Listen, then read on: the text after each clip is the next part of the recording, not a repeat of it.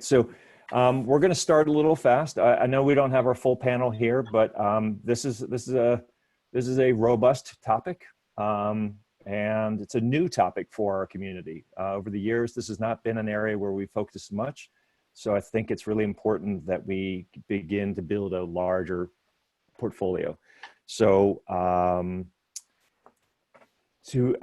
we recording, Patrick? Yep. All right, cool. Thank you. So thank you very much, everyone, for joining us today.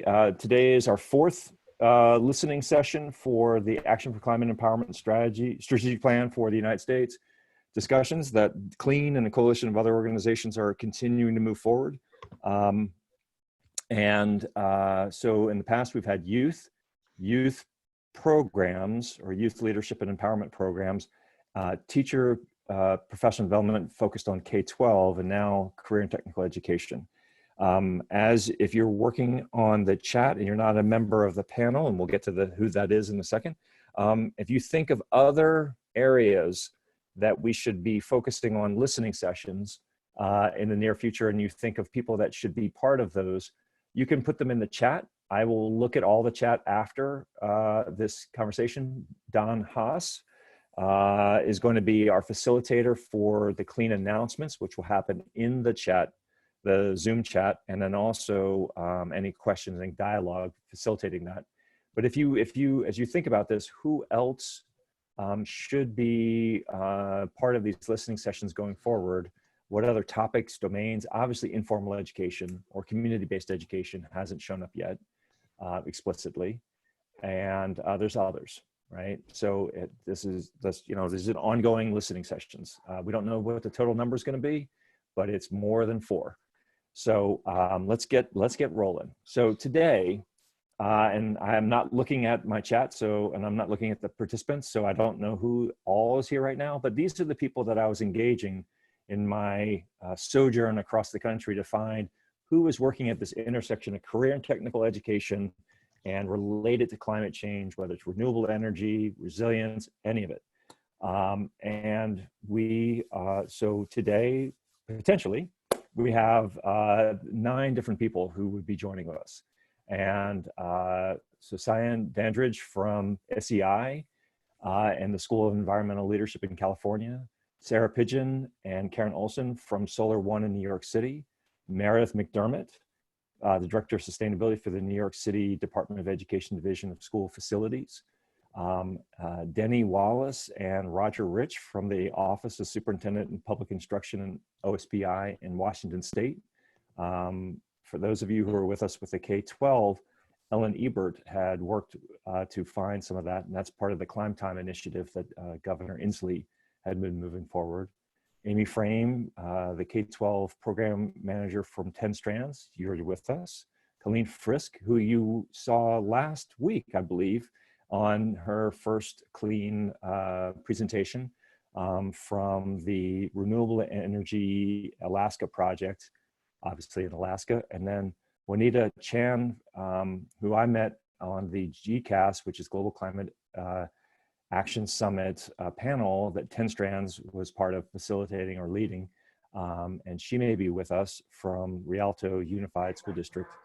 So that's the kind of people that we're looking at. And I know there's more, but one thing we definitely don't know is there's not a really good synthesis of this field. So this is just a snapshot. This is not a census, it's a snapshot. So because part of this process, obviously justice, inclusion, and respect are critically important to the whole strategic planning process, but also these listening sessions. So we're going to be upholding them as shared values, and we're looking to deal with the causes of inequality. We're trying to be as inclusive as we can for all those who could to participate in the process, and then respect for all the different contributions and ideas and perspectives. So that's where we're coming from, just to center that. Our proposed process, we're thinking of opening this up a little bit more, but we do definitely find that a strategy is needed for this work. And the United Nations Framework Convention on Climate Change strategy is really interesting because it has these new dimensions that we don't tend to focus on, like training, public access to climate information, public awareness of it, and then public engagement or participation in process for making climate decisions, plus education. And so it's a really rich, interesting space. These are the steps. We've done a lot of these in an ad hoc way as a community, but we're trying to be more intentional about actually developing a strategy. We think it is high time that we have a much more robust approach to what we know is important.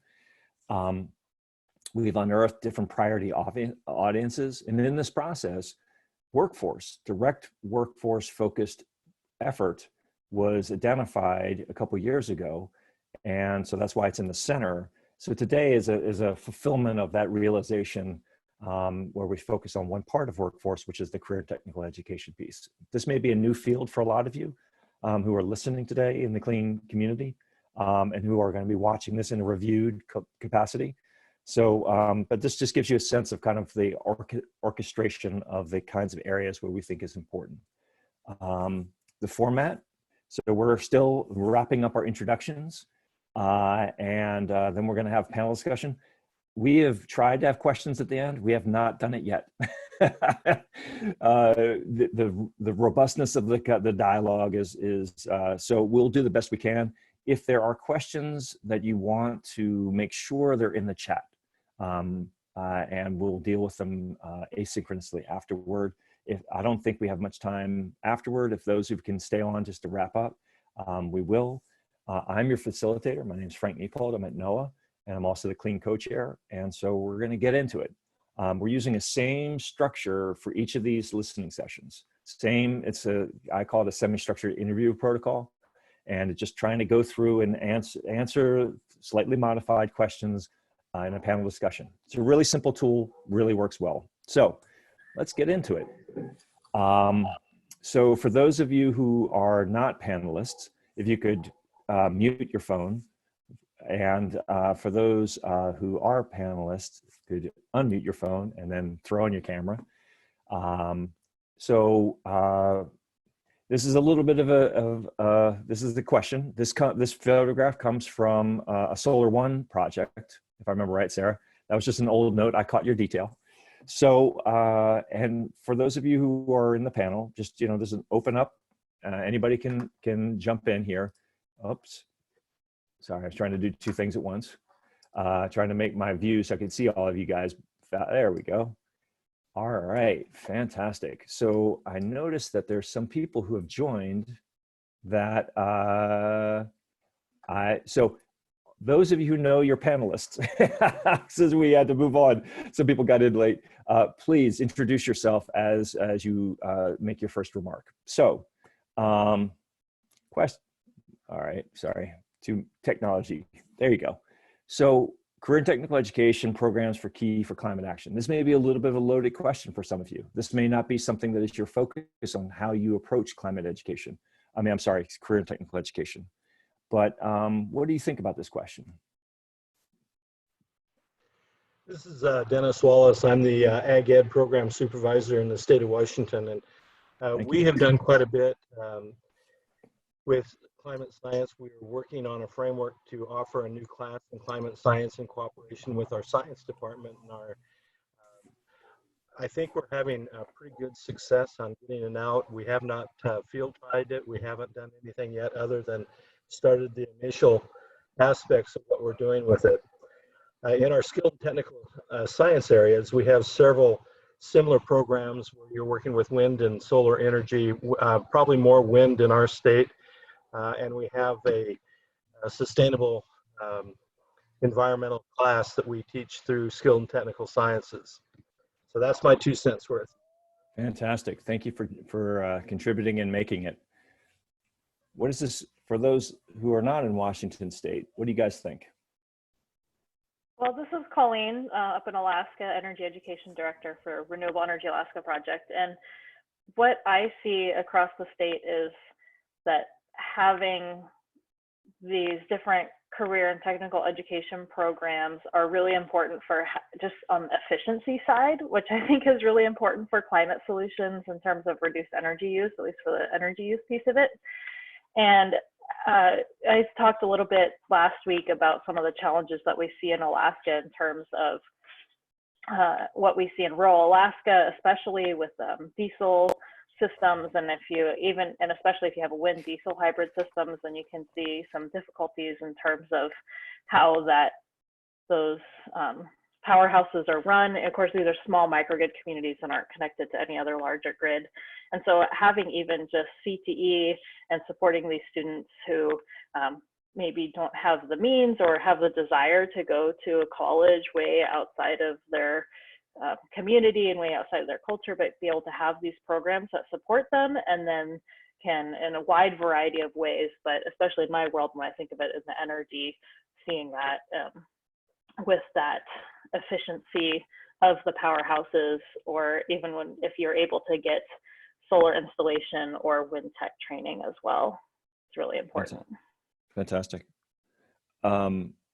We have two other states here, California and New York, and multiple programs and leaders in both those places. Does that transfer, or is there something more you want to add from a California or New York perspective? Yeah, I'll jump in. Hi, everybody. I'm Meredith Mcdermott, Sustainability Director for the New York City Department of Education. We have a CTE program in partnership with Solar One, and Sarah and Karen are both also on the line, and I'm sure can expound upon that a bit more. But just from an overarching standpoint, agree with my fellow panelists with their previous comments. If we're having the conversation about not only climate education, climate action, especially if we're talking about schools and the younger workforce and equity. To me, CTE programs are one of the best ways to ensure sort of a higher amount of equity. Not every student is interested in becoming an engineer or an architect, but they might be interested in sustainability careers. There's so many different types, and we found that through our solar career and tech ed program. That's just one example of a hands-on learning. Students can gain hard skills, get certifications to do actual jobs. So the CTE programs being a real segue into a more equitable segue into just some more workforce development opportunities. I think that is one of the best and clearest examples of how education and actual employment can converge, and that one can really help drive the other. Fantastic. Amy, is that feeling right for you in California? Yeah, absolutely. I mean, we have a really supportive context for environmental literacy in California, and we found that it's something that students from all sorts of districts and schools are interested in, and that engagement piece not only leads to good careers in the students' communities, but it also leads to interest in education in general. So there's other equity benefits as well. I'm not sure if it's the same across the country, but what we really have here, especially in California, is the silver tsunami, where up to half of the people in the workforce will be eligible to retire in the next 5 years. And there's just a complete lack of awareness that these careers even exist, because we've pushed college for everyone so hard, also for reasons of equity. But there's just a huge gap between the work that's going to be available for people who care about the environment and people who are in those positions to do something about it. And I think lastly, just having students that come in from the grassroots level interested in sustainability. The people that I work with talk about how that will change the processes in the fields themselves, change the licensing requirements, the practices, the guidelines, and improve them sort of from the inside with that sustainability mindset.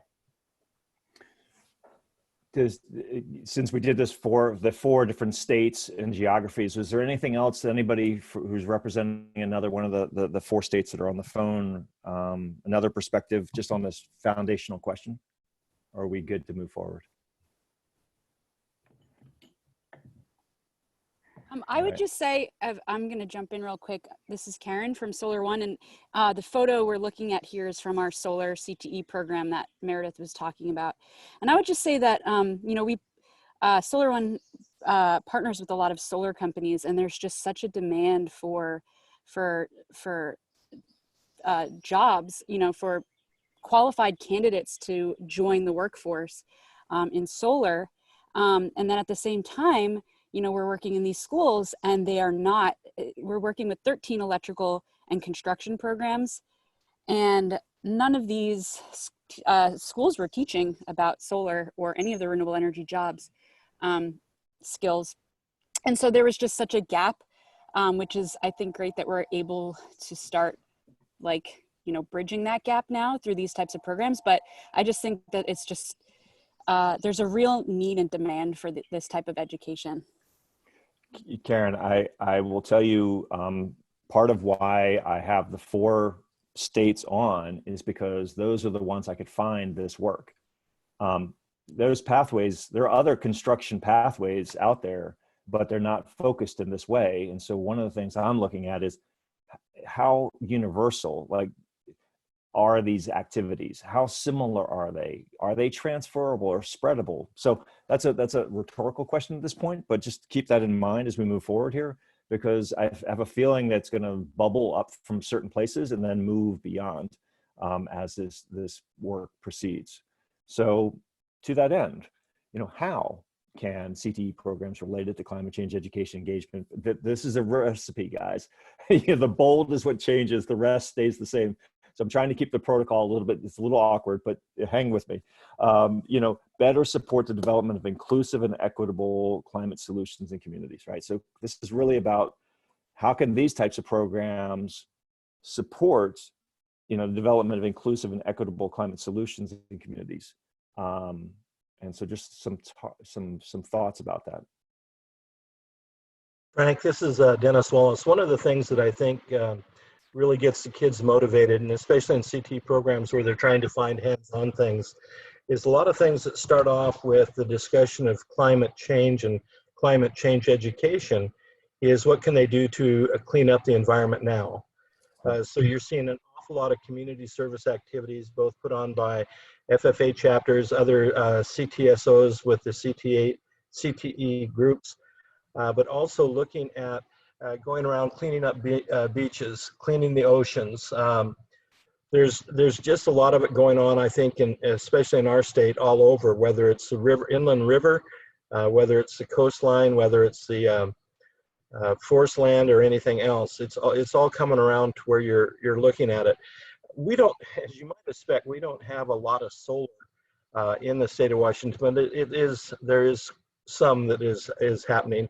But I also have a house down in Arizona. It's funny, we just had solar panels put on it, and out of the 4-man work crew that was there, only one had been trained in it. The rest of them were coming right out of walking off a street, looking for a job, walked into this one and are learning on the job. So I think that for CTE programs, this really tells us that there's an opening in a lot of areas. In Washington, solar may not be the top one, but wind is, installation is, and repair are. So there's quite a few of the things that go with it. But the thing that I think that's been the most significant change is that most of our kids want to leave the world better than what they found it. They feel like there's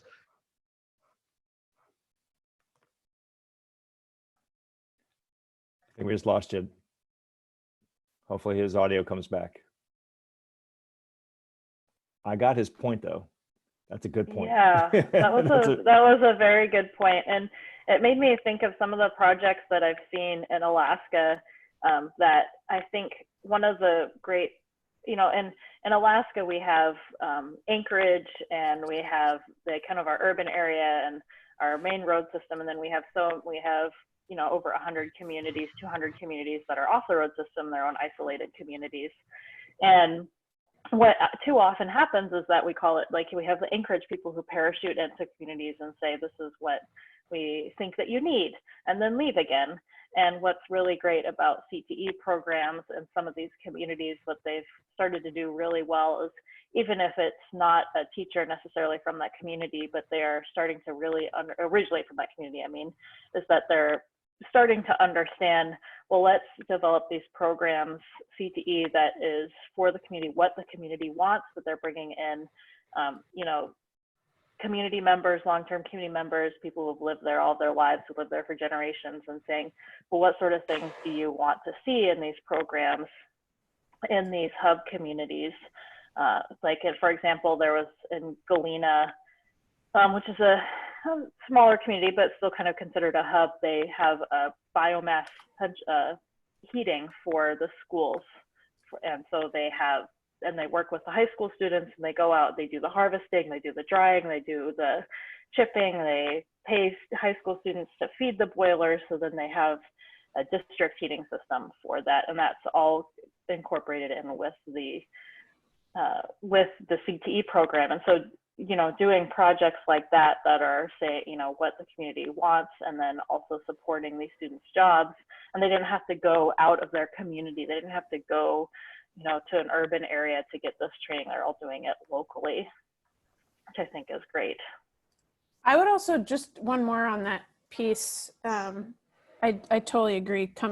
What you just said, Colleen, about coming from the interest coming from the community is such a big deal when we think about being equitable. But one other piece of that is also thinking there's always such a big focus on renewable energy careers for CTE. And I think that energy efficiency is like so critical, and thinking about what folks are saying about everyone retiring, and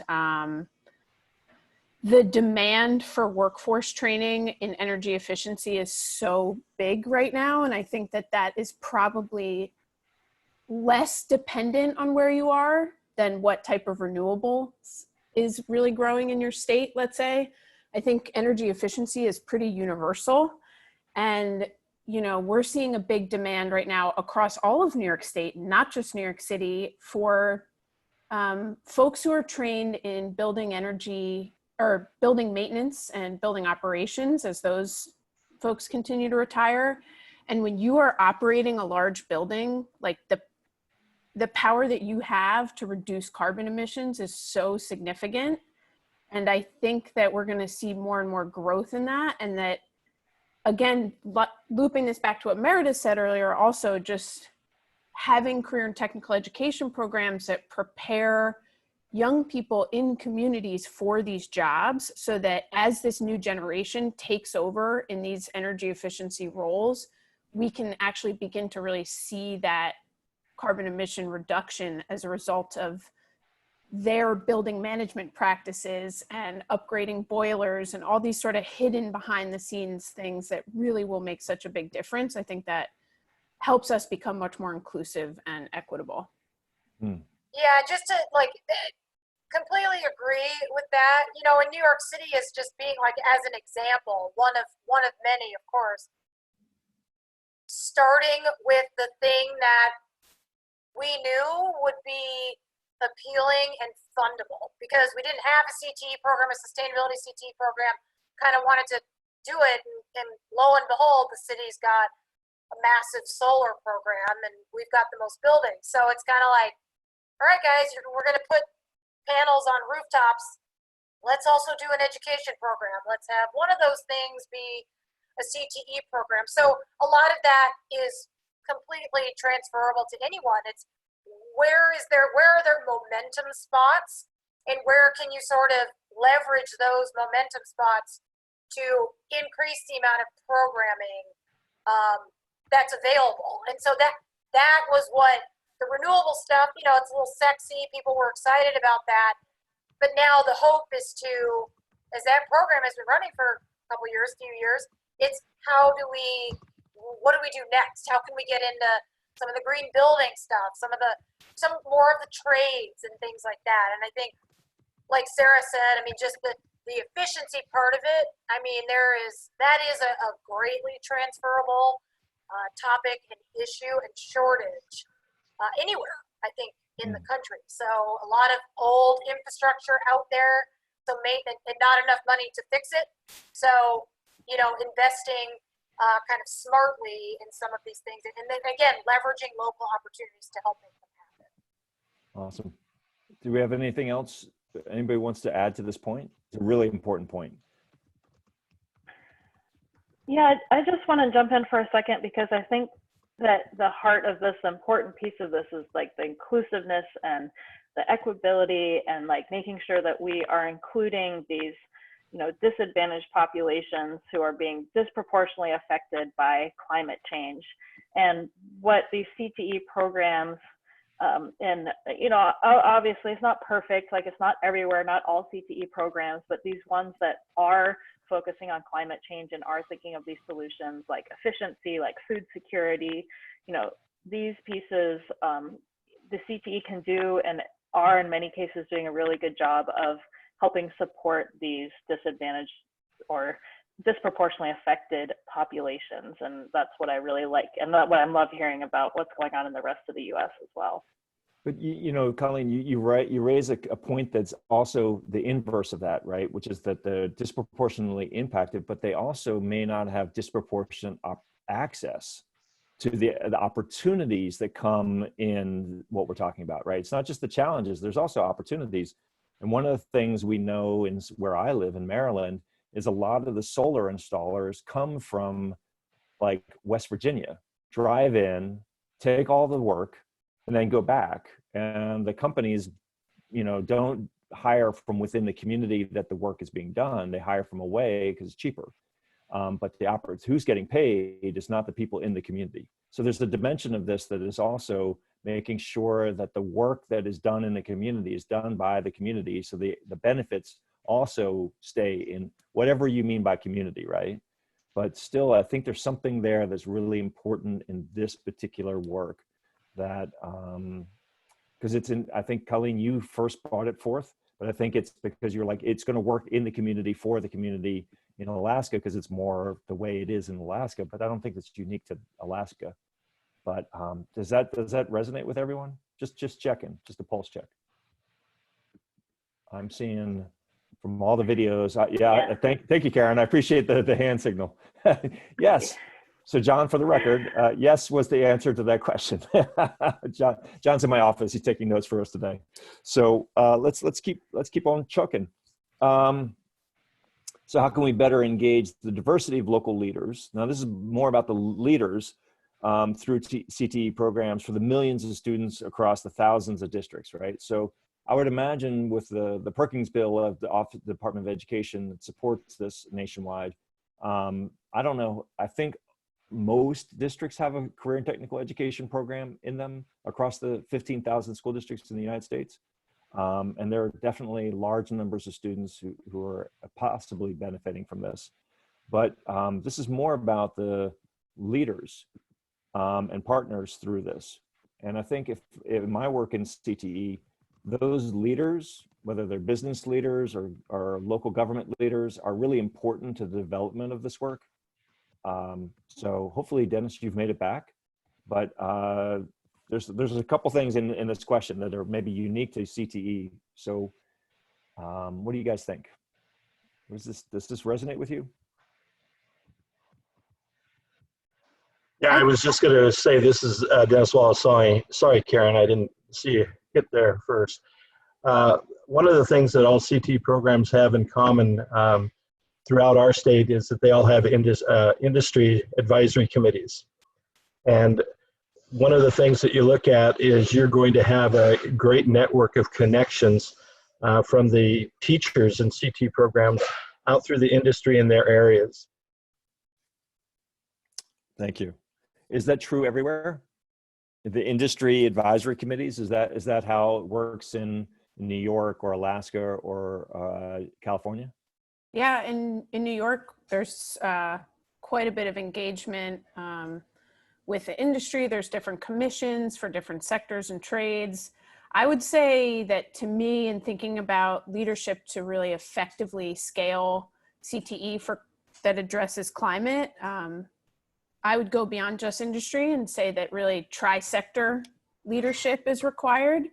So thinking about how do nonprofits, central education departments, schools, and industry leaders collaborate effectively, and that really when you have those three, you have a great potential. And a good example I would give is that, Solar One, we work with Meredith's Office of Sustainability to host this CTE this solar CTE expo every year where we have like 30 solar installers who are meeting with students, and students are bringing their resumes and they're learning about job opportunities and what they would have to do to get employment at one of these companies. And if one school is trying to make contacts with industry partners, it's not as effective as having a nonprofit or a central Board of Ed bring together that industry and then bring all the students from different schools together to collaborate. So I think that, yeah, tri-sector, thinking about how all these parts work together is really where we're going to have the most success. Yeah, can I jump in and shout out a question as a facilitator here?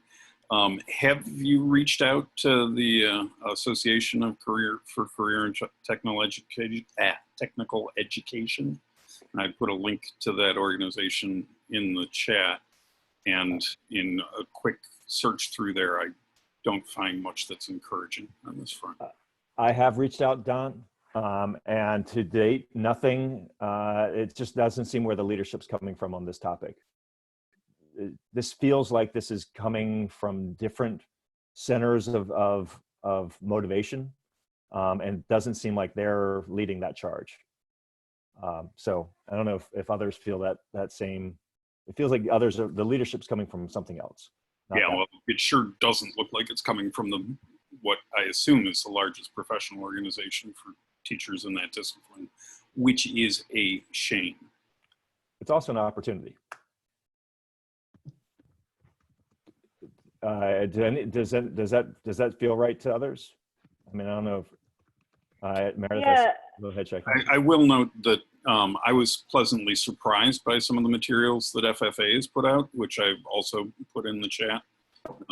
I did not expect that, and it took a little digging on the FFA site to find it, but their standards, what are they called? The Agriculture, Food, and Natural Resources Content Standards actually have some decent content on climate and renewables and sustainability. Great. Amy, what were you going to say? Well, I have been surprised. I've only been working with this project for about a year or so, but I've been surprised just how incredibly fragmented it is. So while there may be leadership at a national level or a state level, when I'm working with school districts, regional occupational centers, county offices, and then people from the water, energy, and utilities sector down here, it's like starting from scratch in a way, and it feels so localized, and that can help address some of the equity gaps if students are drawn into solving problems in their own community. But it also means a lot of reinventing of the wheel. And I guess I think a really important thing to think about when it comes to leaders are the incentives and motivations. And so schools have a lot on their plates already, and so for them to work on CTE, they need not just funding, but they need a carrot and a stick and funding as well, and to build the capacity. So, you know, our schools here in California are judged on the College and Career Readiness Indicator, and completion of a CTE pathway is one of those ways to do it. But the huge obstacle we have, and I'd love to know if it's the same in other states, is we can't get credentialed teachers. People from the industry don't want to go teach in, you know, K-12, and people in K-12 really can't get the industry experience. So having the industry sector really figure out how to help teachers get the right teachers and kids and industry professionals in the classroom together is just incredibly important. And just overcoming that basic obstacle at any kind of scale is what people down here are working on. And there has to be shared commitment. So graduation rate and CTE pathways for the schools, but what else is it besides that can bring people together to make sure that everyone's getting something out of it? We haven't exactly found that yet, and those are still the conversations that we're having. I mean, it's the same here. I think a big thing that, I mean, at least I think, is that, take that for what it is, but it's really how is there a bigger way to incentivize? We can't incentivize industry ourselves, saying, you know, we're hoping to more appeal to industry to say, please come impart your expertise. with this group of teachers, with this group of students for this purpose, and here are all the benefits, and hoping to kind of appeal to their sense of community and stuff. But that's really why certain industry partners are happy to join and why others don't have any interest in joining, because there's not a lot of incentive baked into it for them. So it's kind of like, how can we, from a larger, as a larger collective, help to create or drive the creation of some of those industry sort of incentives to better connect to schools, to education institutions, for community groups, for nonprofit programs, for this purpose. And I think that's something that we could all help to do, but we can't do it. We certainly can't do it on our own. Our program has taken a lot of just straight up local hustling, picking up the phone, talking to people, trying to sell them on the benefits, trying to get, trying to say, here's a program. How could you say it's not great? Sort of a tactic, and which has worked and it's been successful in its own right. However, in order for it to get to a capacity what's bigger than just what we can provide, which is what we're all seeking, it really does, industry needs to be incentivized. It's just kind of an unfortunate reality, but a reality nonetheless. So if anybody has any magical skills in that, but maybe that's something that we could try to, impart through this vehicle in this effort, because that's a gap that I see pretty consistently. And Meredith, it actually flows beautifully into the next question, right? Which is that there's so many partners and pieces of the development of these pathways and the implementation of these pathways, and actually the running of the programs, that it's what's needed to make all that come together, in essence, right? And so let's leave it at that. I mean, because it's clearly local organizations. I added the word businesses into the protocol because clearly that's critical in this particular question. Levels of government, federal, state, local, NGOs, nonprofits, education groups, et cetera, to provide coordinated support. And I think that's the key part of this question, right? That coordinated support. So what is needed to make that happen? I'll jump in here. I think one of the things that we're starting to see in Alaska is, you're talking about the leadership from the national level, which isn't seen as much. And I think someone commented in the chat that you're seeing it more at the state level. And that's what we're seeing in Alaska too, is that you see the state, the Department of Education and Early Development is, CTE is within that state department. And so we're seeing there, if they're willing to take, to step up and help with that coordination, because they have those resources and education and the networking to be able to do some of that. So at least provide some framework to help. You mentioned earlier that you think that most school districts have a CTE program, and that is definitely not the case in Alaska. With our 58 school districts that we have in the state. But it's growing, and if you, especially depending on how you define what CTE is, whether it's an official CTE program or not, there is a lot of that is growing. And I think some of that is starting to happen in the state, whereas CTE is helping coordinate, like with Department of Labor, to help support internships for high school students who are in CTE programs. And so having that level of it does help, and is one piece of it. Mm. Yeah, and so I agree with that. And this is one of the things I was thinking about when we were talking about inclusion and equity, is one of the most exciting components of the solar program in New York City is paid internships for students that go through these educational programs.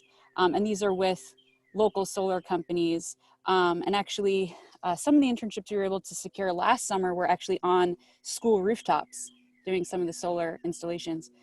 And so I think, if there was a way to have local or state or federal, any sort of funding to support paid internships, I think that would be huge. And then again, address some of the some of what we were talking about with equity and actually being able to prioritize those internships for communities that would benefit majorly from them. Great point, Karen. I agree. And even to build on internships, to explore wage subsidy programs. New York State, the New York State Energy Research and Development Authority has an incredible wage subsidy program for clean energy companies that if they hire folks that are fit in with some of their priority populations they're hoping to get employed and trained, that their wages are subsidized 90% for the first 6 months on the job, which also then further incentivizes those companies to hire folks who need that on the job training because they actually have the funding to support it. So how can something like that be scaled up? And like, what are the networks we build, even just like this group talking today, where we can share some of these best practices and see how they could be scaled and implemented? Because I think there is a need for national leadership, but there's also a need for local adaptation of national efforts because the individual needs of each community are so specific. You know, one of my favorite quotes that relates to this is states are the laboratories of democracy. It's from a Supreme Court justice who's making the case that things bubble up from states. And I think that even below states bubble up from instances in states, communities. So I think what I'm thinking is like Sarah and Karen, what you just said is like one instance of how that worked in one place, and whether that bubbles up and transfers across to Washington or California or Alaska or places between. I think that that's kind of how this feels right now, that there's instances and bubbles and programs and policies, but it's not, we haven't really examined how useful each of these are and how they really work. That's kind of feels where we are. But are so I appreciate that. Are there any other things that have been said about this how to get this coordinated approach that actually moves all these elements together? Is there anything else that hasn't been said about that? Frank, I'd like to, if I can, sorry, Karen, I'm always going the same time you are. No, that was Amy. But go ahead. Basically, Abby mentioned Career Connect in Washington, and they are a nonprofit group that really went out and set up over 5 weeks of industry contacts, including tours. They had industry leaders on it. And we are just starting to get some of the feedback of how many students checked in on these. And it was every day at like 3 o'clock to 4 o'clock, it was an hour. And it was just getting remarkable success. And I mentioned some of it in the chat box. A lot of the teachers have really grew their network of people in the different industries that they may not even thought of, where most of my teachers, and one of you. Go ahead. No, you have this funny habit of your sound drops off right as you're about to make a really important point, and so it's like we lose you just for you like you're driving into a tunnel. Well, that's because I'm probably in a tunnel. But I think that once people know that there's interested people out there, it becomes really easy to partner with them. The difference is so many things in CTE are kid generated. The teacher normally goes where the kids have interest. And I think that just being aware creates that. It's just like I was talking on the environment. They started talking about climate change and they jumped to an entirely different area. So with that, I'll go back into my tunnel, Frank. Thank you. That's a really great point. I love that. I love that the CTE teachers go where the kids want to go. That means a lot to me. So Amy, you were going to say? I was just going to give another instance. So 10 Strands is a statewide public-private nonprofit, but we worked with another foundation who created something called the Water and Energy Alliance, and they put together a series of roundtables over the course of about a year and a half that had districts, counties, ROPs, and different industry folks. And it was just a huge process of laying the foundation for each of these sectors to understand each other and to organically emerge a path forward together. And the two things that have come out of that so far are, one, we realize that, most of these industry sectors have exams that students need to pass in order to get in, and the tests are hard, and there's, basic buy-in from the industry about the importance of these. But where those pick up and where our K-12 standards drop off, there's a huge gap in between those two. They're not necessarily the same. They're not necessarily aligned. So K-12 is like pushing hard in one direction on content standards and our environmental literacy standards, and industry is somewhere over here, and we need to figure, and so what the groups are doing right now is figuring out what that thing is in between and who the people are with the expertise to fill that, especially on things like soft skills and other professional skills that the kids absolutely need to have to even get entry-level jobs. And then the second thing that's been a huge success is a lot of these agencies actually have funding and have funding for education, sort of going into your next question, have funding for education and actually spend money on it. But they've come to realize, some of our partners here, that what they're offering is not what the schools or the kids or the teachers want either. So they're rethinking all of their K-12 connections, including at that the CTE gap, and especially thinking about not just what they offer students, but what they're able to offer teachers. Because if the students follow the teachers, if the teachers follow the students' interest, it also works the other way around, where an excited teacher can lead students down pathways they wouldn't normally go down either. So I think it's just a big process of alignment. And I do wonder too, how much each little region has to figure this out for themselves versus figuring it out on a larger scale. Amy, this is exactly why I think our community needs to focus on this, because that's exactly what I'm seeing, is that there's a lot of pockets, and what we're not doing is bringing it together and sharing that learning and seeing what's customized and what's universal, or at least transferable. So, I mean, this last question here is about funding, right? Because this doesn't happen without funding. And I'm not just talking about increased funding, but also reprioritized or prioritized funding. But clearly this is a very important area, and this is a very important part of that area. So we've talked about it already. It showed up a couple times. Karen, you brought it up, and others. But what do you guys think about this?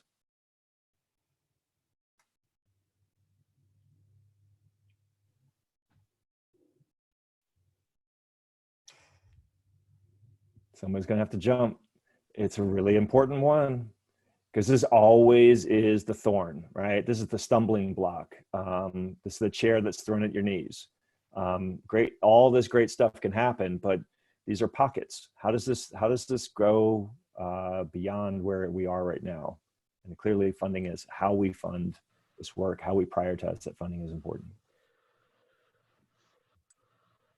Frank, I'll jump in. With the pandemic going on and so many people being unemployed and businesses not working, politically wise, I can't imagine anybody being able to bring in requests for new monies, and even keeping established programs funded are going to be very difficult. We're looking at 15% cuts, if not more. And I know that we've had an awful lot of deals that have already been vetoed by our governor because the money that was appropriated isn't available. So I'm not sure that there's anybody that's really going to jump on anything to try to get more money or sustain money. It just doesn't seem like it's a great time. I think it was Amy's comment about, that gap between the standards and what the businesses needs. And so maybe even thinking about incorporating this instead of, and maybe I see this more because, like I said, in Alaska, not every school district, not many school districts have CTE programs. And so you're incorporating it into your standard curriculum. And so maybe not even necessarily thinking of it as CTE as the separate thing, but how can we incorporate this and include this into things like we have Alaska Studies, for example, is a requirement for students to graduate high school. And so how can we incorporate like understanding energy and, like these other areas where you're not having, may not be a typical, we think about this piece as workforce development, but incorporating it more into these other pieces so that it isn't like, we're trying to fight for this funding for the CTE, which I think is still important. Like, I don't know how you can incorporate FFA necessarily exactly into it. And I love FFA, but how do but also thinking about this as other ways that we can look at this so that we can leverage current funding or required funding for these other pieces of it. I would just add that, and that's a great, totally understand that train of thought, and I agree with a lot of that. You know, the only thing to note is that the same problem exists for application and other disciplines anyway already. Like, it isn't just a CTE as a standalone could be hard to fund. The other stuff in terms of integrating climate ed into other areas of study is also really facing the same problem and issue. It's just more or less like the level of need for teachers to really integrate climate education, you know, whether it's into science classes across grade levels or, you know, civics, humanities, things like that. It's still, there's still an impasse between, you know, a bunch of people saying, you need to teach about this, but then showing teachers and helping teachers to know exactly where that is as it pertains to the standards that they have to teach to, that they're required to. So it's a funding and a capacity gap that exists kind of no matter where we're really talking about. I would also add the funding is, I think, maybe in light of COVID, you know, I see in the chat something about what Spain is doing to implement sustainability efforts as a way to emerge from COVID. And I think, if anything, I would say maybe the funding is more critical for job training programs right now more than ever. So thinking about job training that prepares people with transferable skills for a larger variety of careers than maybe they had in the past is actually more critical now than ever. And I think there's definitely a need for guidance for state and federal and local funding, but then also, like, how do we engage the foundation and the funding world in this discussion? How do we, maybe we think about even getting articles published in big philanthropy magazines. Like, I don't know what the answer is, but I think there's also some level of education for funders of different types on the critical need for this and how it plays a role. And that could actually support the case for more funding. I love the point about the COVID emergence.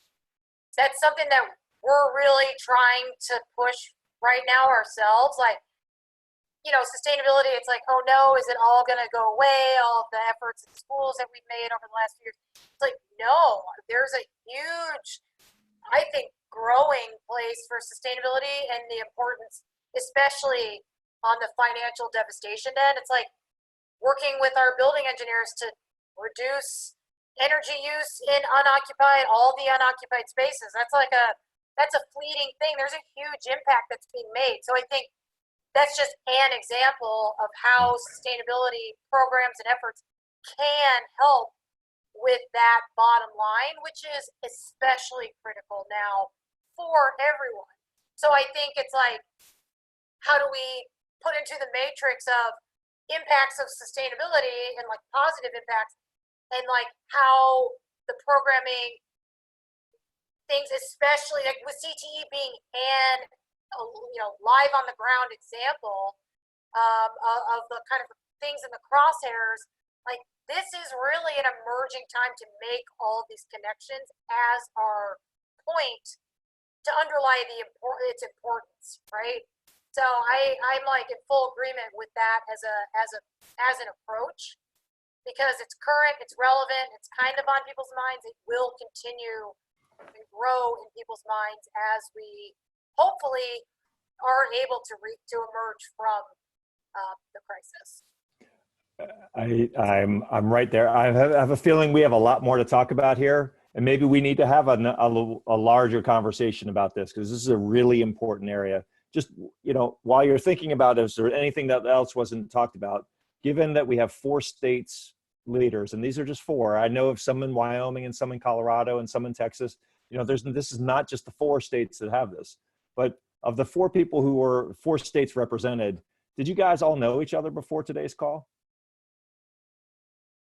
So the state people knew each state, like the New York people knew New York, and the California, unfortunately, Amy, you're the only one, and Dennis, you're the only one from Washington State, but Colleen, you're the only one from Alaska on the call today. But that's you didn't know about each other's work, I'm assuming.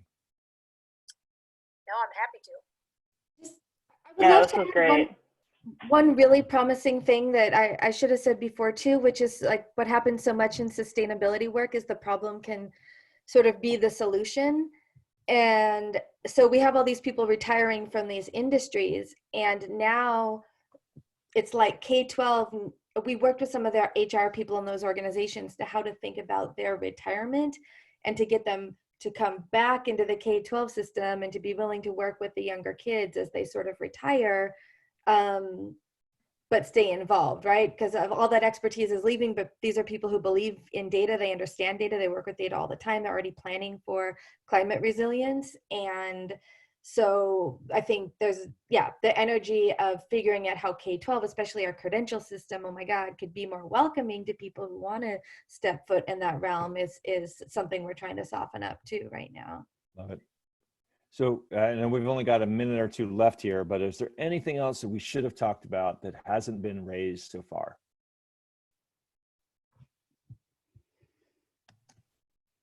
I think one thing that maybe was briefly touched on in the comments or through a question maybe from Patrick was, which students are we reaching? We're talking about these ways that we want to, and in some cases are, but I think Patrick asked the question, what is the makeup of these students who are in CTE? And certainly in like Anchorage, where we have a pretty strong CTE, it's not as diverse as I would like to see. And I don't know exactly, but just some of the CTE classes that I visited in Anchorage, I don't see that as much or out here in Mat-Su.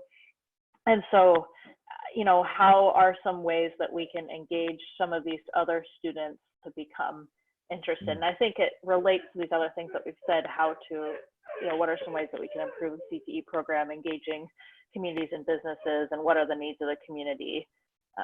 But I think keeping that in mind as well. Great point. Any other last thoughts? Just checking. I can wait for a long time, although we have run out of time. So look, I really appreciate you all being here and contributing. I'm looking forward to seeing the chat in just a moment. If any of the non-panelists had any last thoughts that they wanted to share as we close this down, I really appreciate everyone's time. I really think we should beat on ACTE to get them to play along. I think we have to show them we have to show them that this is. I don't know why they're not here. Yeah. There's like an intentional absence, really. I don't know exactly what it is, but I think that this is not scary stuff. This is where jobs are coming from. And I mean, look, one thing in New Orleans, when we had the clean, climate action community workshop, the woman who was leading climate change for New Orleans spoke. And when I was walking into the elevator, she said, of all this stuff, if you can help me get jobs in New Orleans related to solving climate change, I'm all in. If anything you can do to help me figure out how to create jobs in the actions that we're talking about here with the people in New Orleans, I've never seen somebody so interested in, and part of my commitment to her is to continue to carry this forward so we can have something so where any of these programs, whether it's efficiency, solar, wind, you name it, could be transferred to a place where that just hasn't happened yet. And yet the need is there. Because the one actor we didn't talk about is the people who are leading climate actions, resilience, sustainability, climate change, really need what is going on. And this may not be what's happening in Boston or Chicago or Denver or. Yeah, well, and there's also community organizations involved in this, at least in Buffalo. And some of you way back whenever NAAWE was here, joined me for a tour of some of those places where People United for Sustainable Housing, Push Buffalo, is working with kids after school to train them how to do retrofits and solar installation and that sort of stuff. Right. So there's a lot more stone turning to see where this is happening. This is just a sampling. So again, We've gone over a little over our time. I really want to appreciate your time. Let's keep the conversation going. And I'm really happy that you all were able to join us today. So thank you so very much. Thank you. Thank you. Thank you. Thanks. Bye, Look forward to everybody. doing more. Thanks, Frank. Thanks, everybody. Thanks. you. Thank you. Awesome. Thanks, Frank. No, thank you. How many chats do we have here? Lots. It's interesting. There's interesting stuff. Frank, do you want me to leave this open for a minute here? So you Yes. Oh, yes, please. Please do not. You might. Yeah, please do not shut that down, Patrick. I Just think hang you on. can just do a select all and copy everything in the chat too. Yeah, I'm about to. And the People chat keep- itself should be saved with the Yeah. recording. Usually Right. Zoom automatically, once you record, has a chat that it'll save. So we should have that in our cloud. And we've been recording to the cloud, Zoom cloud, whatever. So we should have access to it if you Yeah. don't get it today. Yeah. Oh, there's a recording to Cloud Zoom now? Yeah. Yeah. Oh, so much easier. Well, kind of. It turns out Patrick has to kind of download the file and then upload it to Clean versus before he could just link to it on the GoToMeeting site. So Yeah, it's a well, little bit of a the hassle, way but either way, it's kind of, Zoom's just not as great with that as. Yeah, the way it works for Cornell's Zoom is not intuitive, but once you know the secret, it's doable. And that's when the Cornell Zoom server or whatever hosts it, and there are 3 options for publishing it, and it is private, which only you can see, only the host can see.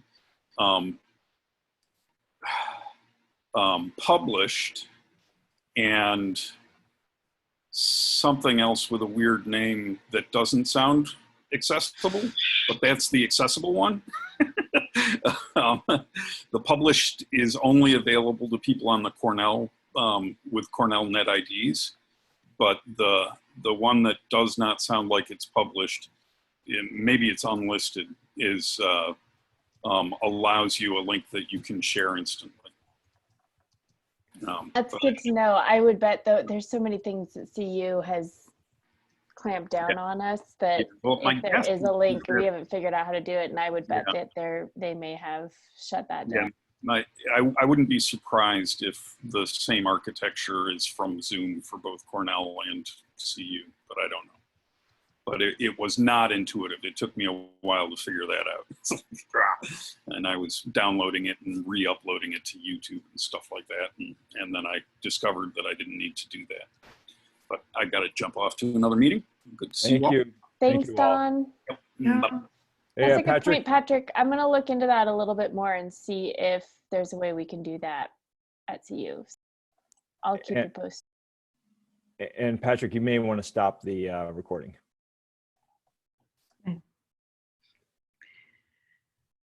Yeah, it's one of these things where I'm always kind of